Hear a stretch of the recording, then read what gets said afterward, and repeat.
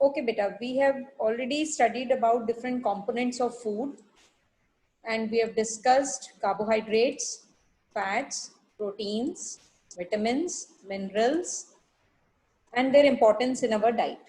Today we'll talk about water, one of the important component of our food.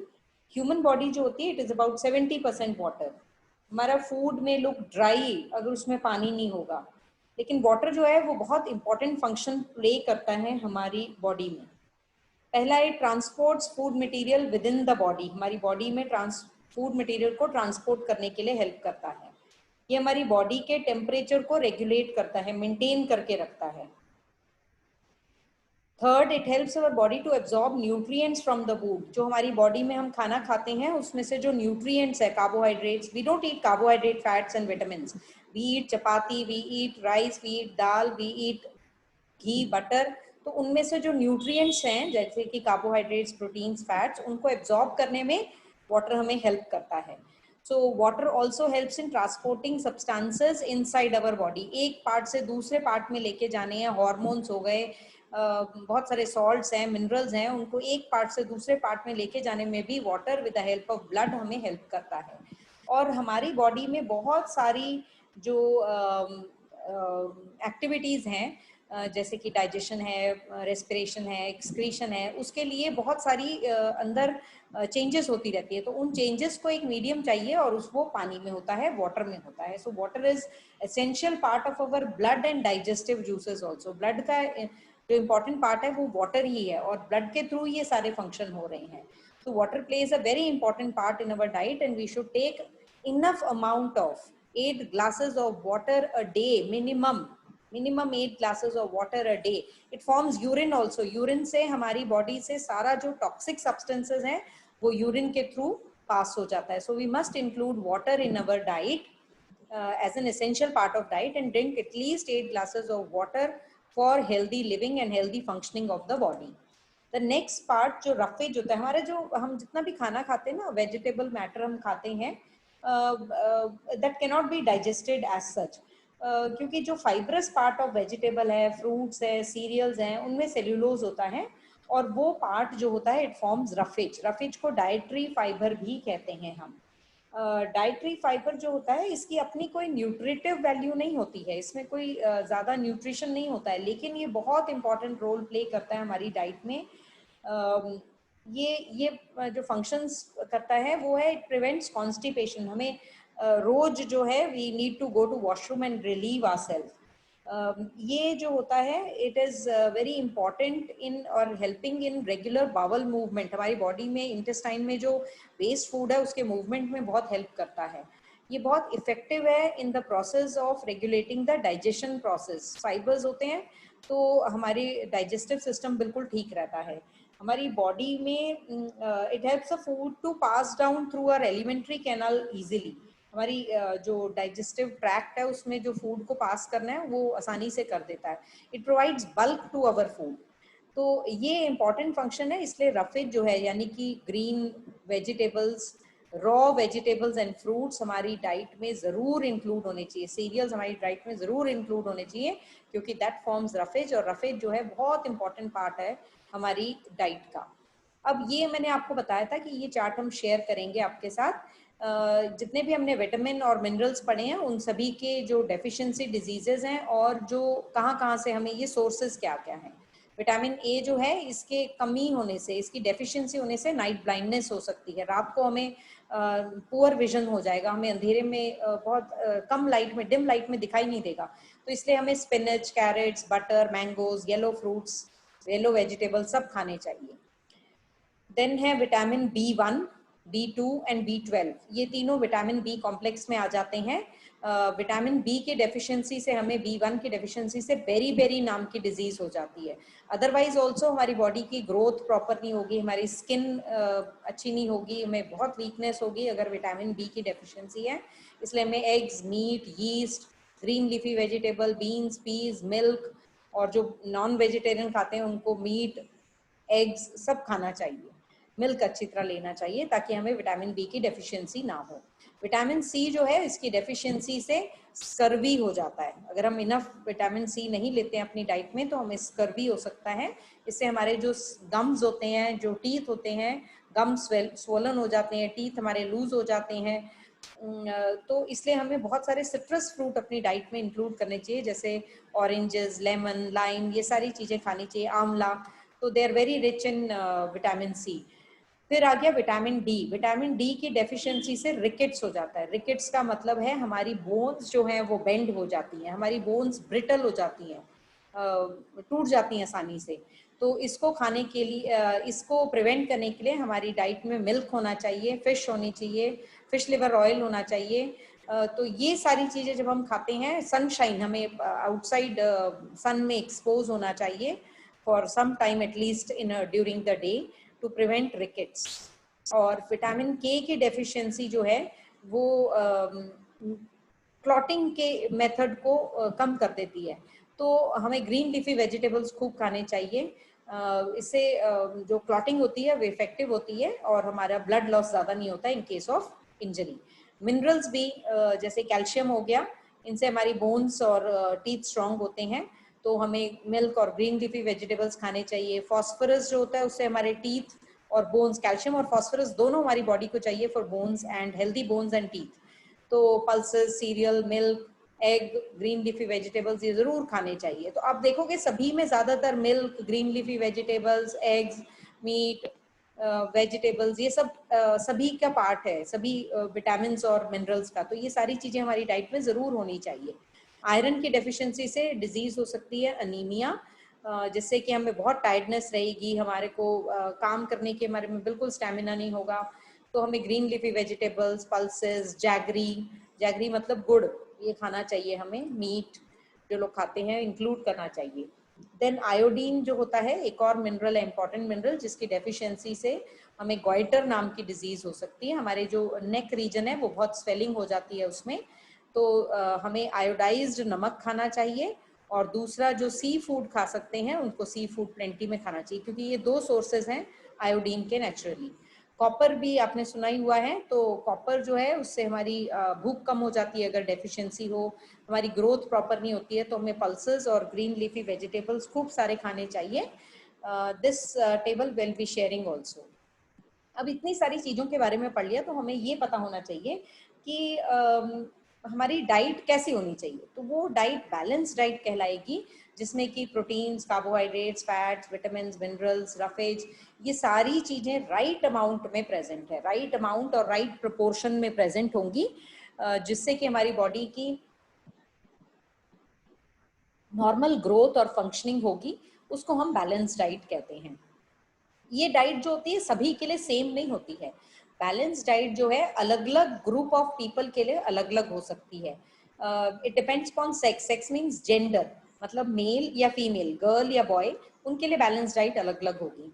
It depends upon your age, मतलब जो एक below 11 years का child है, जो 11 to 18 years का adolescent है, 18 ईयर्स से अबव जो एडल्ट है, जो ओल्ड एज पीपल हैं, सभी की एज में अलग अलग रिक्वायरमेंट होगी बैलेंस डाइट की। जैसे आपकी एज में you need more of proteins in your diet, you need more of carbohydrates, fats, तो आपकी डाइट में वो होगा। लेकिन एक जो एडल्ट है हमारे घर में, मे बी सीनियर सिटीजन है, उनको उनकी मूवमेंट इतनी सारी नहीं है, तो उनको ज़्यादा फैट्स नहीं कंज्यूम करने चाहिए, उनको कार्बोहाइड्रेट्स, प्रोटीन्स थोड़े थोड़े कंज्यूम करने चाहिए। कुछ डिपेंड करता है ऑक्यूपेशन पे भी। अगर किसी का बहुत हार्ड वर्क है, लेबर है उसका, उसका फिजिकल स्ट्रेंथ बहुत ज़्यादा चाहिए, तो उसको बहुत सारे प्रोटीन्स खाने चाहिए, बहुत सारे कार्बोहाइड्रेट्स खाने चाहिए।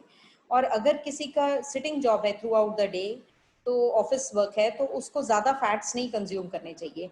तो ये डिपेंड करता है, बैलेंस डाइट थोड़ा सा वेरी करता है depending upon all these factors that you must have to keep in mind. Now you have to remember that balance diet जो है उसकी 3 क्वालिटीज होती हैं। बैलेंस डाइट जो है वो सारा रिच होना चाहिए एसेंशियल न्यूट्रिएंट्स में, मिनरल्स, विटामिन में, और वो इतना रॉ मटेरियल प्रोवाइड करे, just enough raw material for growth and development, repair, replacement of tissues, इसके लिए इनफ रॉ मटेरियल प्रोवाइड करे। एंड उसमें राइट क्वांटम ऑफ एनर्जी होनी चाहिए जितनी की रिक्वायर्ड बाय द बॉडी है। अब अगर आप ये सब बैलेंस डाइट नहीं लेते हैं और हमारी बॉडी में कोई पर्टिकुलर न्यूट्रिएंट की डेफिशिएंसी हो जाती है for a very long time, तो it leads to a condition which is called as malnutrition. तो डिजीजेस अराइज तब करती हैं जब हम nutrients like carbohydrate, fat, proteins, minerals, vitamins अपनी डाइट में नहीं लेते हैं और उससे डेफिशिएंसी डिजीजेस हो जाती हैं। तो ये डेफिशिएंसी डिजीजेस एक पर्सन से दूसरे पर्सन में ट्रांसफर नहीं होती हैं, लेकिन ये जो डेफिशिएंसी डिजीजेस होती हैं इनको न्यूट्रिशनल डिसऑर्डर्स भी कहते हैं। ये तभी होती हैं जब हमारी डाइट में कोई पर्टिकुलर न्यूट्रिएंट्स जैसे कि प्रोटीन्स, कार्बोहाइड्रेट, फैट्स, विटामिन जो होते हैं वो हमारी डाइट में नहीं होते हैं, उनकी एब्सेंस होती है, तो हमें डेफिशिएंसी डिजीजेस हो सकती हैं। डिजीजेस जैसे कि अब इनका कॉज क्या है? Cause can be poverty. अगर वो अफोर्ड नहीं कर सकते हैं अच्छा डाइट, तो उनको मैलन्यूट्रिशन हो सकती है। इग्नोरेंस भी हो सकती है, कई बार हमें पता ही नहीं होता है कि ग्रीन लीफी वेजिटेबल्स कितने इंपॉर्टेंट है हमारी खाने के लिए, मिल्क पीना कितना ज़रूरी है, तो भी हो सकता है। मतलब कई बार आप जानबूझ के भी नहीं पीते हैं कि हमें अच्छा नहीं लगता है, अच्छा नहीं लगने से भी हमें अंडर नरिशमेंट हो सकती है, जो कि हमारे लिए अच्छी बात नहीं है। फिर है शॉर्टेज ऑफ फूड, अगर कहीं पर खाना ही नहीं प्रॉपर आता है, कोई ऐसा एरिया है, कोई ऐसा रीजन है जहाँ प्रॉपर फूड नहीं मिल पाता है, तो भी मैल न्यूट्रिशन का केस। बहुत सारी अफ्रीकन कंट्रीज ऐसी हैं जहाँ पर बहुत गरीबी है, जहाँ पर फूड नहीं पहुँचता है, बहुत रिमोट एरियाज हैं, उनको खाना पूरा नहीं मिलता है, तो वहाँ पर फॉल्टी फूड डिस्ट्रीब्यूशन के कारण भी मैल न्यूट्रिशन हो जाता है। फॉल्टी फूड हैबिट्स, ये हमारा सोली हमारा गलती होती है कि हमें पता है कि हमारी डाइट में ग्रीन लीफी वेजिटेबल्स होने चाहिए, मिल्क होना चाहिए, एग होने चाहिए, नट्स होने चाहिए, बटर, घी, चपाती, राइस, दालें, सब्जियां सब होनी चाहिए, लेकिन हम क्या करते हैं इन सबको छोड़ के we gorge upon fast foods like pizza, like burgers, like chips. तो जब हम ये सब खाने लग जाते हैं, समोसे एंड भटूरे, तो हम अपनी नॉर्मल डाइट, जो कंप्लीट डाइट है हमारी पूरी, एक मील होती है जिसमें दाल होती है, कर्ड होती है, वेजिटेबल होती है, राइस होते हैं, चपाती होते हैं, सैलेड होता है, फ्रूट्स होते हैं, तो ये जो कंप्लीट मील को छोड़ के जब हम फॉल्टी फूड खाने लग जाते हैं तो भी हमें मैल न्यूट्रिशन हो सकता है। और अगर हम ये बहुत लंबी टाइम तक खाते रहते हैं तो हमें डेफिशिएंसी डिजीजेस भी हो सकती हैं। तो ये सब कॉजेज हैं जिनको हम प्रिवेंट कर सकते हैं। अब what happens when there is deficiency of carbohydrates in our diet? अगर हम carbohydrates chief source of energy हैं, तो इससे जो एनर्जी प्रोड्यूस होती है उससे हम सारी हमारी बॉडी के रिएक्शंस होते हैं। तो अगर हम ज़्यादा कार्बोहाइड्रेट्स या हम इनफ कार्बोहाइड्रेट्स नहीं लेते हैं तो हमारी बॉडी में वीकनेस हो जाती है, हमारी बॉडी में, हमारे अंदर स्टेमिना का लॉस हो जाता है, हम स्टेमिना हमारी बॉडी में नहीं रहता है काम करने का, तो ये कार्बोहाइड्रेट की डेफिशिएंसी से हो सकता है। सपोज हमारी बॉडी में प्रोटीन्स, हमारी डाइट में प्रोटीन्स इनफ नहीं है, तो प्रोटीन्स जो है बॉडी बिल्डिंग फूड है, तो ये हमारी मसल्स को बनने में हेल्प करते हैं, हमारी स्किन, हमारी हेयर, हमारी नेल्स को बहुत हेल्दी रखते हैं। तो अगर ये सब नहीं होगा, प्रोटीन्स हम इनफ नहीं लेंगे, तो हमें डिजीजेस लाइक क्वेशॉर्कर और मेलास्मस हो सकता है, जिसके बारे में अभी हम डिस्कस करेंगे। अगर हमारी डाइट में इनफ प्रोटीन ना हो, स्पेशली स्मॉल चिल्ड्रन जो हैं, आपके जैसे जो बच्चे हैं, they should take enough amount of proteins in their diet. और ये कहाँ से हमें मिलेंगे? मिल्क से मिलेंगे, पल्सेस से मिलेंगे, एग से मिलेंगे, मीट से मिलेंगे, फिश से मिलेंगे। तो हमें प्रोटीन्स ज़रूर, दालें, वेजिटेबल्स, ये ज़रूर अपनी डाइट में इंक्लूड करने चाहिए, क्योंकि यही चीज़ें हमको, हमारी बॉडी को मसल्स बनने में हेल्प करेंगे, हमारे हाइट में, हमारे वेट को ग्रो करने में हमें हेल्प करेंगे। अब मेरास्मस, जो हमने दो डिजीजेस डिस्कस की हैं, ये जो डिजीज होती है it is cause by deficiency of protein और साथ साथ में कार्बोहाइड्रेट्स एंड फैट्स। ये it occurs in children between age 1 to 5। ये जो कॉमन है टाउन्स और सिटीज में, जहाँ पर कि babies don't take enough mother's milk, और इसमें जो क्योंकि इसमें प्रोटीन्स नहीं हमने लिए, कार्बोहाइड्रेट्स भी नहीं लिए, तो हमारे मसल्स नहीं डेवलप हुए, हमारे स्किन और बोन्स ही रह जाता है। तो इट इज़ अ कंडीशन जहाँ पर कि बहुत सीरियस कंडीशन है, जहाँ पर बच्चे ग्रोथ नहीं हो पाती है। और प्रोटीन एनर्जी मैल न्यूट्रिशन, PEM कहते हैं इसमें, प्रोटीन एनर्जी मैल न्यूट्रिशन, ये deficiency of protein and carbohydrates and fats के कारण होती है। एंड इसके कॉमन सिम्टम्स वही हैं, ग्रोथ की रुक जाती है, ना तो वेट गेन करता है ना हाइट गेन करता है। और क्वाइशॉर्कर, नेम ऑफ द डिजीज याद रखेंगे, क्वाइशॉर्कर एंड मेरास्मस, ये दो डिजीजेस प्रोटीन एनर्जी मैलन्यूट्रिशन के कारण होती हैं। क्वाइशॉर्कर में देखिए आप, बच्चे की फिगर में दिखाया हुआ है कि बच्चे की जो स्टमक है वो पॉट बेली हो गया है, मतलब उसका पेट फूल गया है, उसकी ग्रोथ जो है कम है, उसकी जो हाथ और पैर है उसमें स्वेलिंग आ जाती है। और ये तब होता है जब बच्चे को इनफ प्रोटीन्स उसकी डाइट में नहीं मिलते हैं, और इस कंडीशन को हम क्वाइशॉर्कर कहते हैं। ये एक डेफिशिएंसी डिजीज है।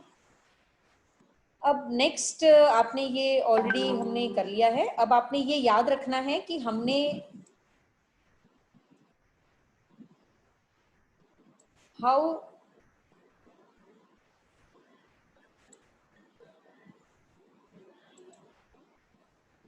वी कैन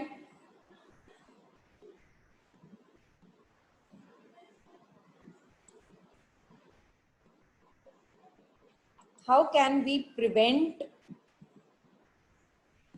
और ओवरकम डेफिशिएंसी ऑफ न्यूट्रिशंस। अगर हमें डेफिशिएंसी है तो हम ओवरकम कैसे कर सकते हैं?